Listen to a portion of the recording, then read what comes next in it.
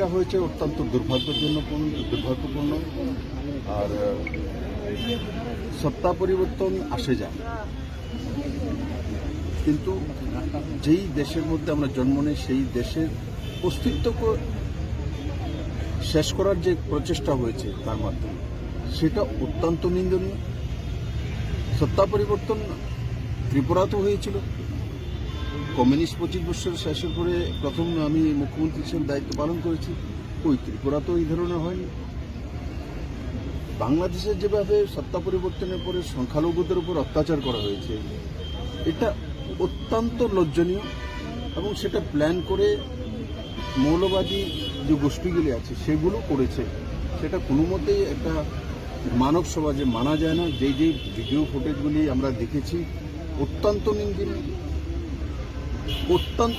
এটা আনসিভিলাইজড কোনো সমাজ ব্যবস্থাই এই ধরনের কাজ করতে পারে, যাদের মধ্যে মনুষ্যত্ব জ্ঞান নেই, যাদের মধ্যে মন মানসিকতা নেই, যাদের মনুষ্যত্বের হার মানিয়ে তারপরে এগুলো কাজ করেছে। আমি যে ভিডিও অনেকগুলো দেখেছি, কাউর হাত কেটে আধা করে রেখে দিয়েছে, কাউকে মহিলাকে 13 বছরের 12 বছরের সংখ্যালঘু হিন্দু মহিলাকে, মেয়েকে, শিশুকন্যাকে বলাৎকার করে মেরে দিচ্ছে।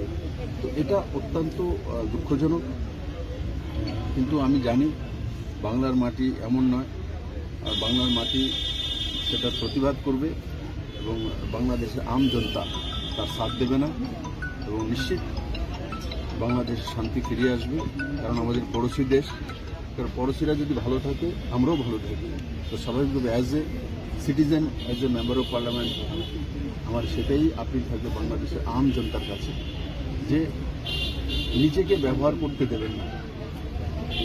পলিটিক্যাল চেঞ্জ হতেই পারে, তো তার জন্য কোনো জাতি বিশেষের উপর আক্রমণ করে তাকে শেষ করে দেওয়া, কোনো সমাজ ব্যবস্থাকে ভেঙে দেওয়া, সোসাইটিকে শেষ করে দেওয়া, আলটিমেটলি তার প্রভাব নিজেদের মধ্যে আসে। তো খুব কম সময়ের মধ্যে বাংলাদেশের শান্তি শৃঙ্খলা ফিরিয়ে আসবে এবং সবাই সবার যে গণতান্ত্রিক অধিকার সেটা নিশ্চিত পাবে।